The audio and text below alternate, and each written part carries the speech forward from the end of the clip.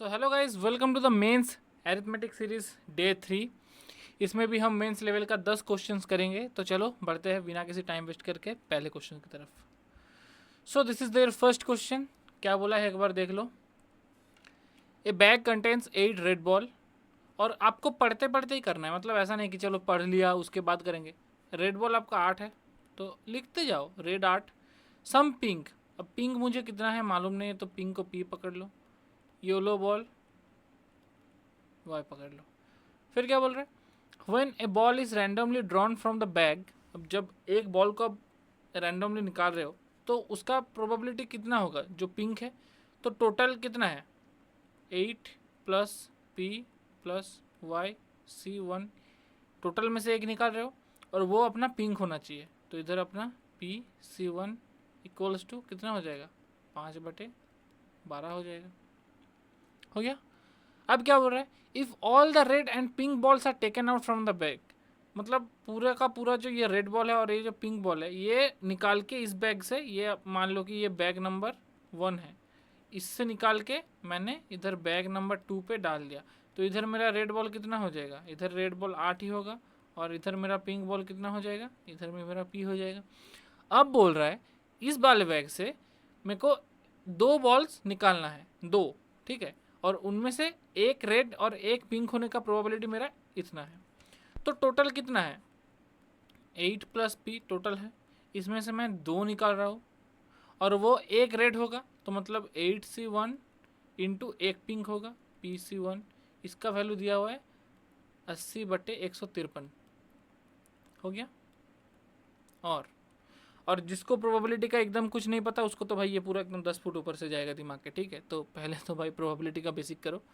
तो ये हो गया 8 इंटू इधर पी, और नीचे हो गया P+8 और P+7।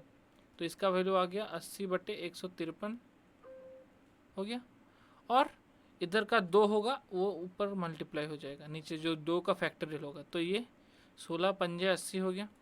तो मेरा P/P+7 और P+8 इसका वैल्यू मेरा कितना हो गया, 5/153। अब P का इससे अगर आप सॉल्व करने जाओगे तो बहुत टाइम टेकिंग है। तो एक बात देखो, नीचे मेरा 153 है, तो 153 को मैं कितना लिख सकता हूँ, 9×17 लिख सकता हूँ। मतलब नीचे वाले P को, मतलब ये जो पूरा फॉर्मेट है, मतलब P+7 और ये P+8, इसको मुझे P का वैल्यू ऐसा डालना होगा कि मेरा ये 153 आ जाए, या फिर कट कुट के मेरा नीचे 153 आ जाए। तो इनमें से मुझे किसी एक P को या तो मेरे को 9 करना है या तो मुझे 17 करना है। तो एक काम करो, इस पे अगर मैं 10 ऐड कर सकता हूँ, इस पे भी 9 ऐड कर सकता हूँ। तो P का वैल्यू 10 भी हो सकता है, P का वैल्यू 9 भी हो सकता है। अगर मैं 10 बिठाता हूँ तो ये 17 हो जाएगा, ये मेरा 18 हो जाएगा, और ऊपर मेरा कितना हो जाएगा, P का वैल्यू 10, नीचे 17, नीचे 18। 2 से काटो 5 बार, 2 से काटो 9 बार, तो 5/153 ही आ रहा है। तो ये मेरा 10 से हो गया। अब अगर कोई बच्चा बोलेगा कि सर आपने 9 क्यों नहीं बिठाया, 9 भी बिठा के देख लो। तो P का वैल्यू ऊपर 9 हो जाएगा, नीचे 9 + 7 मतलब ये 16, 9 + 8 मतलब ये 17। तो ये तो भाई कुछ और ही वैल्यू देगा, 16 17 कुछ और ही वैल्यू देगा, तो ये पॉसिबल नहीं है। तो P का एक ही वैल्यू है जो कि है P = 10। हो गया। अब पूछा क्या है, what is the number of pink balls. तो पिंक बॉल को आपने P ही पकड़ा था, तो पिंक बॉल का नंबर अपना 10 हो गया। हो गया। ओके, तो अब बढ़ते हैं अपने सेकंड क्वेश्चन की तरफ। क्या बोला है, S1 एक सीरीज है जिसमें आपका 6 कंसेक्यूटिव ऑड नंबर है। देखते ही आपने देख लिया S1 x x+2, 6 consecutive odd number अब ले लो, x+4, x+6, x+8 और x+10। 1 2 3 4 5 6 हो गया। इन 6 का एवरेज है 32। तो इन 6 का एवरेज देखो, x x x x x x, मतलब 6x है तो उसका एवरेज होगा x प्लस 2 4 6, 6 6 12, 12 8 20, 20 और 10 30, 30 का बाई 6 करोगे तो ये 5। तो इसका वैल्यू दिया हुआ है 32। तो इसमें से x का वैल्यू मेरा कितना आ रहा है, 27 आ रहा है। तो मैं ये कह सकता हूँ कि पहला वाला 27 है, उसके बाद वाला 29, उसके बाद वाला 31, उसके बाद वाला मेरा 33। तो ऐसे पूरा पूरा मेरा सीरीज़ आ गया, हो गया।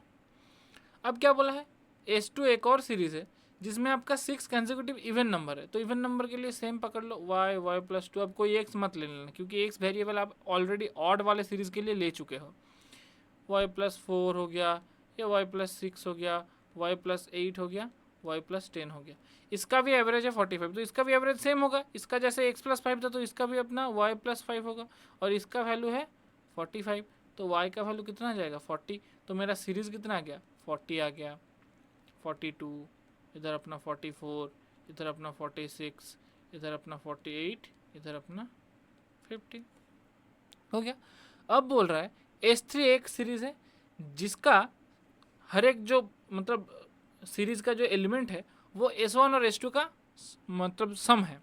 जैसा कि S3 मेरा एक सीरीज है, उसका जो फर्स्ट एलिमेंट होगा वो इसका फर्स्ट एलिमेंट और इसका फर्स्ट एलिमेंट का एडिशन होगा। तो ये इसका 27 है, इसका 40 है, तो इसका फर्स्ट एलिमेंट 67 हो जाएगा। वैसे सेकंड, इसका 29, इसका 42, तो कितना हो जाएगा, इसका 71 हो जाएगा। इसका 31, इसका 44, तो ये 75 हो जाएगा। तो ऐसे बढ़ता चलेगा, 83, 87 हो गया, 1 2 3 4 5 6।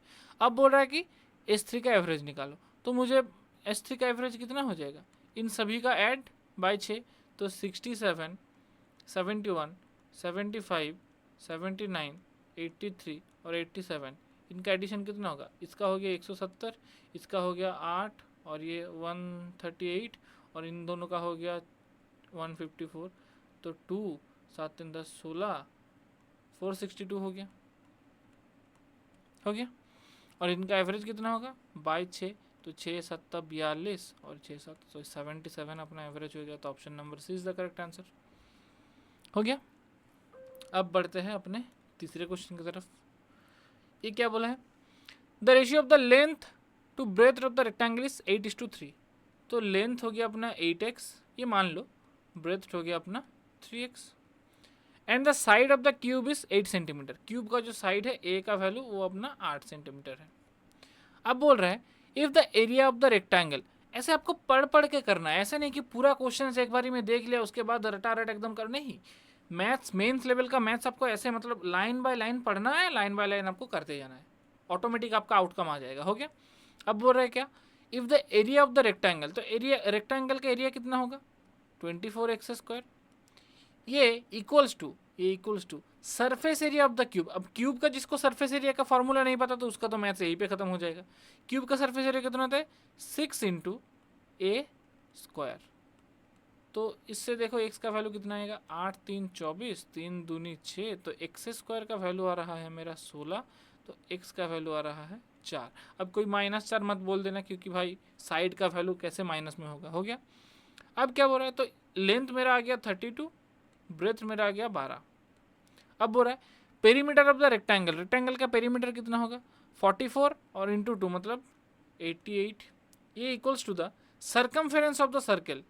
सर्कमफेरेंस ऑफ द सर्कल मतलब 2πr। तो पूछा क्या है एरिया ऑफ द सर्कल, तो इससे मेरा r निकल जाएगा, 2 से काटो 44 इक्वल्स टू पाई का वैल्यू 22/7 होता है इंटू r, इससे भी 2 काटो, तो r का वैल्यू मेरा कितना हो गया 14 हो गया। तो मेरा अगर रेडियस 14 है तो एरिया मेरा फार्मूला क्या होता है πr², यही तो फार्मूला होता है। तो 22/7 इंटू r² मतलब 14 इंटू 14, 7 दूनी 14, तो 88 या फिर 28 इंटू 22 कितना होता है 616 सेंटीमीटर स्क्वायर। तो option number D is the correct answer, हो गया। अब बढ़ते हैं चौथे क्वेश्चन की तरफ। क्या बोला है, Anushka alone complete the work in 30 days. Okay, आपको ये मालूम है कि अनुष्का जो है वो एक काम को 30 डेज पे कंप्लीट करता है। एंड एफिशिएंसी ऑफ विराट, इधर एक एफिशिएंसी का टेबल बनाओ जिसमें विराट का और अनुष्का का दिया हुआ है। विराट का 25% लेस है अनुष्का से, तो मतलब अनुष्का का 4 है तो इसका 3 है। अब एक बात बताओ, एफिशिएंसी का रेशियो अगर मेरा 3 और 4 है तो टाइम का रेशियो कितना हो जाएगा, टाइम का रेशियो हो जाएगा 4:3। यही तो होता है, एफिशिएंसी का उल्टा टाइम का रेशियो होता है। तो विराट और अनुष्का का अगर एफिशिएंसी का रेशियो मेरा 3 और 4 है मतलब 3:4 है, तो टाइम का रेशियो 4:3 हो जाएगा। और अनुष्का ने 30 डेज पे कंप्लीट किया तो 3 यूनिट का वैल्यू अगर 30 हुआ तो 1 यूनिट का वैल्यू 10 हो जाएगा। तो विराट का कितना टाइम लगेगा एलोन, इधर मैं विराट का लिख देता हूँ, तो विराट का एलोन 40 डेज लग जाएगा। अब क्या बोला है, ratio of efficiency Virat to Dhoni, Dhoni का और विराट का जो एफिशिएंसी का रेशियो है वो इतना है, तो विराट का 3 ही है एफिशिएंसी, तो धोनी का इधर 5 हो जाएगा। अब एक बात बताओ, विराट और धोनी को देखो, भूल जाओ अभी अनुष्का को भूल जाओ, विराट और धोनी का अगर एफिशिएंसी का रेशियो 3 और 5 है तो उनका टाइम का रेशियो कितना हो जाएगा, 5 और 3 हो जाएगा। तो विराट को अगर 40 दिन लग रहा है तो मतलब 5 यूनिट का वैल्यू अगर 40 हुआ तो 1 यूनिट का वैल्यू 8 हो जाएगा। तो मतलब धोनी का कितना टाइम लगेगा, धोनी का लगेगा 24 दिन। अब इन तीनों का एलसीएम ले लो, कितना हो जाएगा 120, इसका हो गया एफिशिएंसी 5, इसका एफिशिएंसी 3, इसका एफिशिएंसी 4 हो गया। अब क्या बोल रहे हैं, अनुष्का एंड धोनी ने एक काम को स्टार्ट किया और आफ्टर 2x डेज, मतलब 2x डेज के बाद अनुष्का ने लिफ्ट किया कर दिया, तो मतलब 2x डेज तक तो अनुष्का और धोनी ने एक साथ काम किया। तो एक दिन में इन दोनों ने 9 यूनिट काम करता है अनुष्का और धोनी, तो 2x दिन तक 18x यूनिट काम कर चुका है, ये अपना डन हो चुका है, ये काम डन हो चुका है। और रिमेनिंग वर्क जो कंप्लीट करता है विराट और धोनी में, विराट और धोनी मिलकर वो इतने दिन पे, तो विराट और धोनी का एफिशिएंसी कितना है टोटल, 3 और ये 5 मतलब 8, तो 8 यूनिट से इतना दिन काम किया, तो मतलब 8 इंटू 2 इंटू एक्स माइनस 1, तो 16x माइनस 16 इतना दिन काम किया। तो मैं ये कह सकता हूँ कि ये जो काम है और अपना ये जो काम है, इन दोनों को मिला के मेरा 120 काम है टोटल काम। तो 18x प्लस 16x माइनस 16 को उधर भेज दो तो 136 हो जाएगा। तो 34x का वैल्यू मेरा 136 है, तो x का वैल्यू कितना हो गया, 4 हो गया। पूछा क्या what is the value of x, तो x का वैल्यू मेरा 4, option number C is the correct answer. हो गया। अब बढ़ते हैं नंबर 5, एक क्वांटिटी कंपेरिजन है। क्या बोला है, ratio of liquid P to liquid Q in mixture A and B is 2:3। तो A एक मिक्सचर है, B एक मिक्सचर है, इसमें मेरा P है, इसमें मेरा Q है, इसमें भी मेरा P है, इसमें भी मेरा Q है। इसमें रेशियो है 2:3, इसमें रेशियो है 5 और 9। अब क्या बोल रहा है, if the total quantity of liquid P in the both mixture, तो एक काम करो, इसको x मान लो, इसको y मान लो, तो दोनों का P, तो इसका P कितना है 2x, इसका P कितना है 5y, इन दोनों का सम है 75, तो ये मेरा एक इक्वेशन आ गया। और liquid Q in mixture A मतलब 3x, ये equals to liquid P in mixture B, तो ये कितना है 5y। तो इसमें से मेरा x और y का जो रेशियो आ रहा है वो अपना 5 और 3 का है, तो इसको आप 5a मान लो, इसको 3a मान लो। अब x का वैल्यू, इन दोनों का वैल्यू इस इक्वेशन पे पुट करो, तो x के जगह 5 है तो ये हो जाएगा अपना 10a, इसके जगह 3 है तो ये हो जाएगा 15a, दोनों का वैल्यू 75। तो 25a का वैल्यू अगर 75 है तो a का वैल्यू मेरा 3 आ गया, और a का वैल्यू मेरा अगर 3 आ गया तो x का वैल्यू 15 आ गया, इसका वैल्यू 9 आ गया। पूछा क्या है, find the total quantity of mixture है, मिक्सचर ए का कितना है 5x, तो x का वैल्यू अगर 15 है तो 5x का वैल्यू हो जाएगा 75, तो इसका वैल्यू 75 आ गया। हो गया। अब क्या बोला है, सेकेंड वाले को देखो, इसको मैं थोड़ा इस साइड को मैं मिटा रहा हूँ। ओके, अब सेकेंड वाले को देखो, इधर मैं लाइन दे रहा हूँ। क्वांटिटी 2 में क्या बोला है, एक ट्रेन है जो एक प्लेटफॉर्म को क्रॉस करता है 27 सेकंड पे, स्पीड है 20, तो स्पीड इक्वल्स टू डिस्टेंस। अब डिस्टेंस क्या होगा, ट्रेन का खुद का लेंथ, तो लेंथ 1 मान लो, प्लस प्लेटफॉर्म का लेंथ p मान लो, बाई टाइम कितने सेकंड पे 27, तो L1 प्लस p का वैल्यू कितना आ गया 540, ये मेरा पहला इक्वेशन आ गया। और ये a का है, और b का, ट्रेन b का कितना है, ट्रेन b भी उसका स्पीड है 25, स्पीड इक्वल्स टू डिस्टेंस, तो इसका लेंथ 2 मान लो, प्लस प्लेटफॉर्म, उसी सेम प्लेटफॉर्म को कितने टाइम पे कवर कर रहा है 19.2, तो L2 प्लस P का वैल्यू कितना आ गया, इसको 100/4 है तो ये 480 आ गया।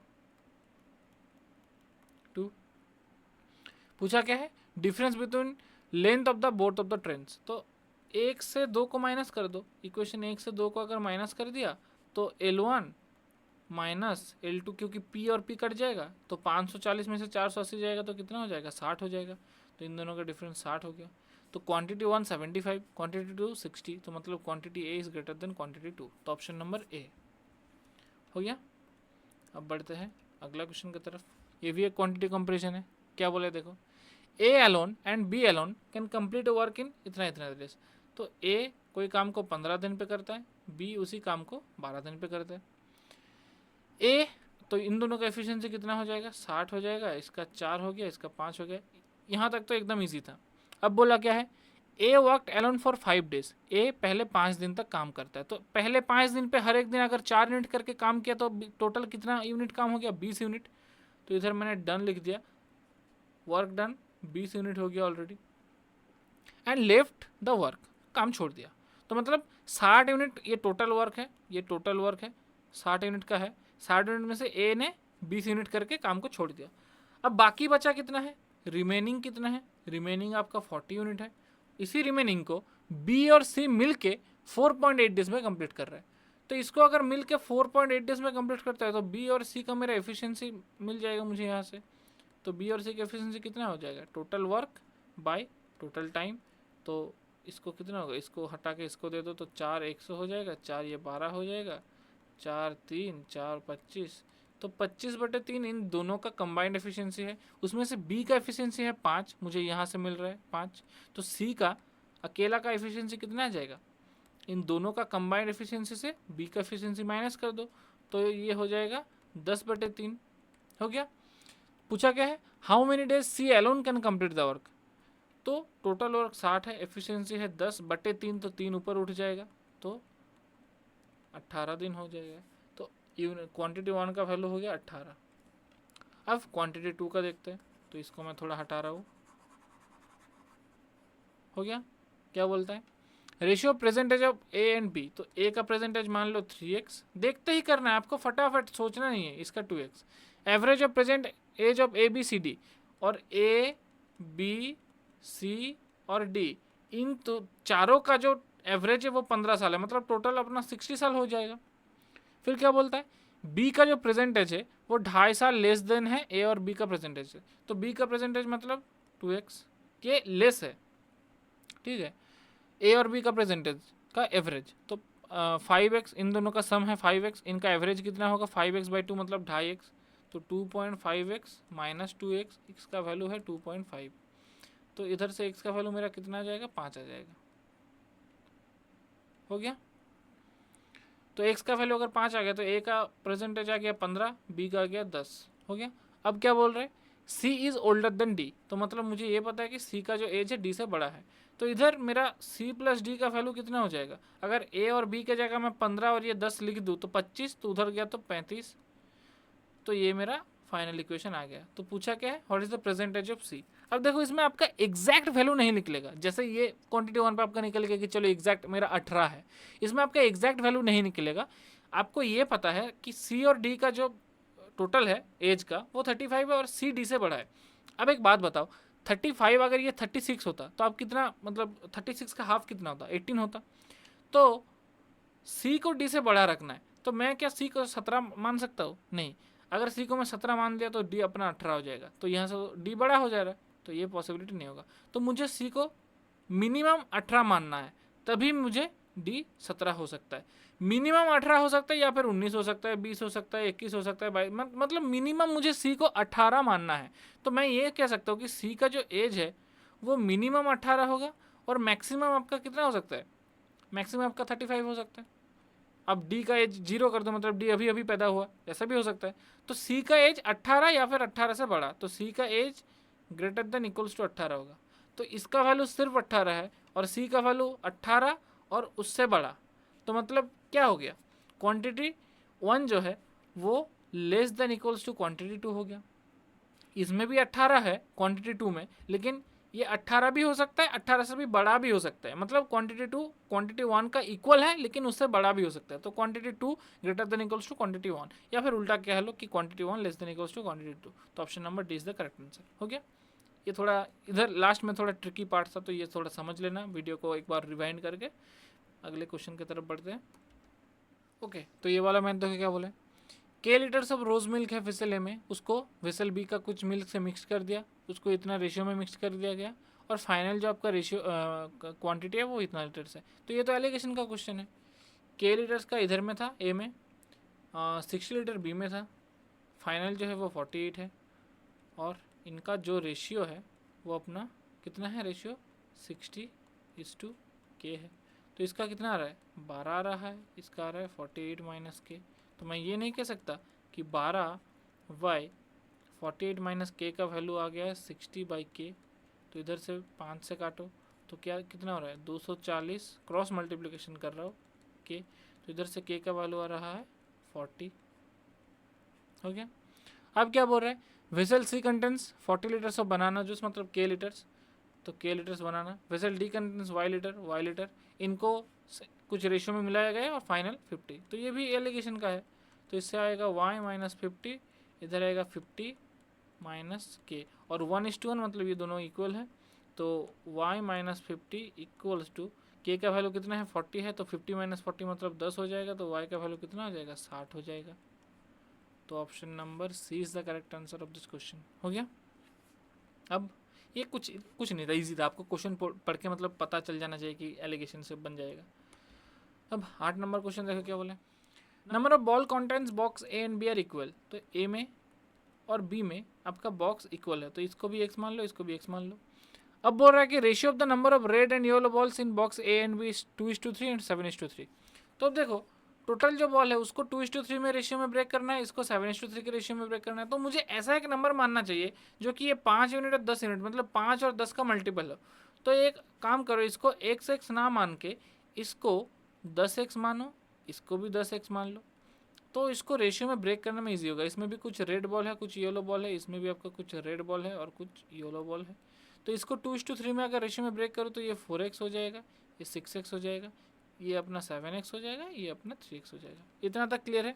अब दो बॉक्स में से एक बॉल आप सिलेक्ट कर रहे हो, तो पहले तो प्रोबेबिलिटी कितना होगा, प्रोबेबिलिटी कितना हो जाएगा, दो में से एक को सिलेक्ट कर रहे हो मतलब 1/2 तो पहले लिख दो। उसके बाद अब देखो वो बॉल जो है वो बॉक्स बी से येलो नहीं होना चाहिए, बॉक्स ए में से जो उठा रहे हो वो येलो हो सकता है। तो बॉक्स बी में टोटल बॉल है कितना 10 है, उसमें से ये रेड भी हो सकता है, तो रेड होने का पॉसिबिलिटी 4/10, येलो भी हो सकता है, येलो का पॉसिबिलिटी 6/10 प्लस, लेकिन बॉक्स बी से वो सिर्फ रेड ही होगा, येलो नहीं होगा। तो रेड होने का पॉसिबिलिटी कितना है 7/10, तो ये 7/10। तो ये हो गया मेरा प्रोबेबिलिटी। इसका आंसर कितना आ रहा है इनटू तेरा ये 17/10, तो आंसर आ रहा है अपना 17/20। तो ऑप्शन नंबर इज ए। हो गया। अब बढ़ते हैं अगले क्वेश्चन की तरफ। क्या बोला है ratio of speed of the stream and boat in still water इतना। तो आपको करंट का और स्टील वाटर का जो रेशियो दिया हुआ है वो इस 4a मान लो, इसको 9a मान लो, क्योंकि एक्स ऑलरेडी मैंने लिया हुआ है। तो इस हिसाब से आपका अपस्ट्रीम स्पीड कितना हो जाएगा 5a, डाउनस्ट्रीम स्पीड कितना हो जाएगा 13a। पूछा क्या है 270 किलोमीटर अपस्ट्रीम जाने के लिए इसको टी घंटा लग रहा है, तो 270 बाय अपस्ट्रीम का स्पीड 5a इक्वल्स टू मेरा टी घंटा, और 468 किलोमीटर डाउनस्ट्रीम जाना है इसी स्पीड से, तो इसको टाइम लग रहा है t-6 घंटा। तो इसको काटो कितना हो रहा है 54, इसको काटो कितना हो रहा है 36।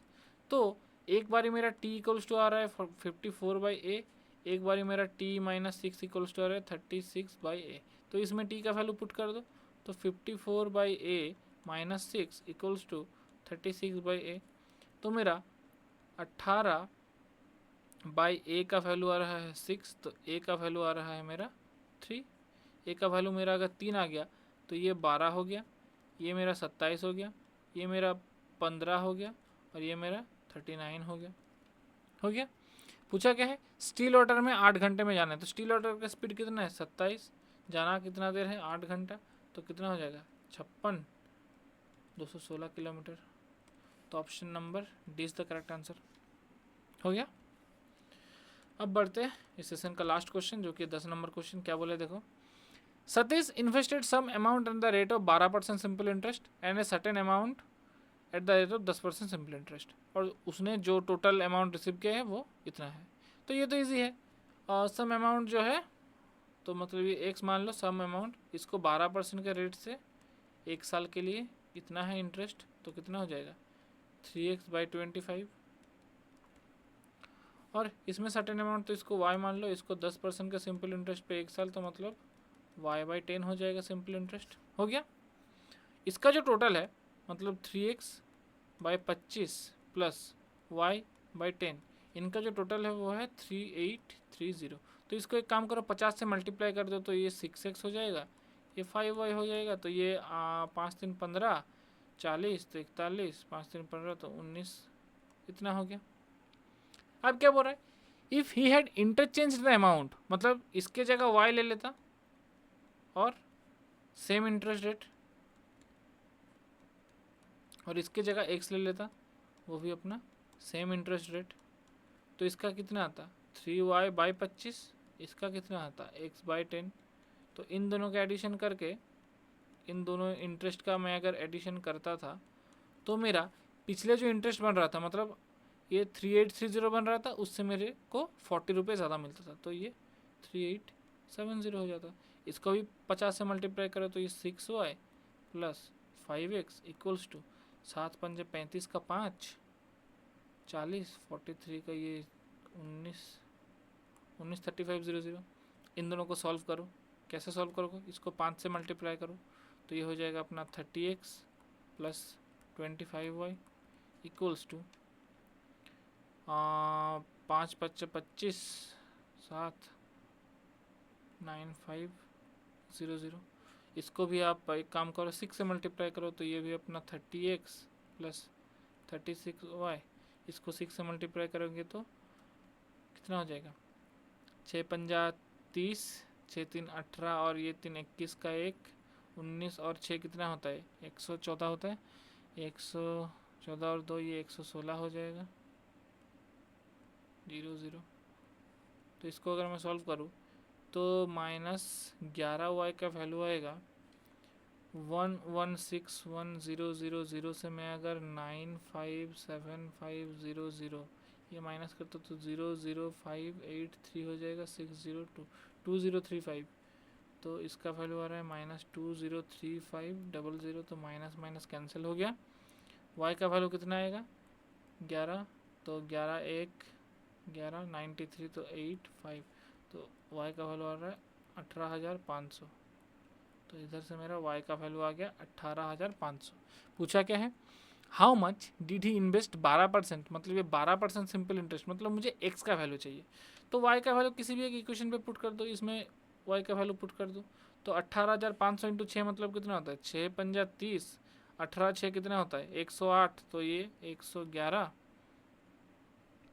और 00 प्लस 5x इक्वल्स टू 19350, तो 5x का वैल्यू कितना हो जाएगा 111000। अगर माइनस करूँ तो ये 500 और ये 2 ये 8, तो x का वैल्यू कितना हो जाएगा 5 एकम 5 5 8, x का भी सेम आ रहा है, नहीं सॉरी मैंने गलत कर दिया, ये 16 आएगा ना, वही मैं सोच रहा हूँ 16500। तो option number A is the correct answer. तो हो गया आपका 10 क्वेश्चन, और ये बहुत लेंदी था, ये आपको मतलब मेंस में आपको ऐसे ही देखने को मिलेगा। क्वेश्चन तो इजी रहेगा लेकिन आपका क्वेश्चन सॉल्विंग में आपका टाइम टेकिंग रहेगा, ठीक है।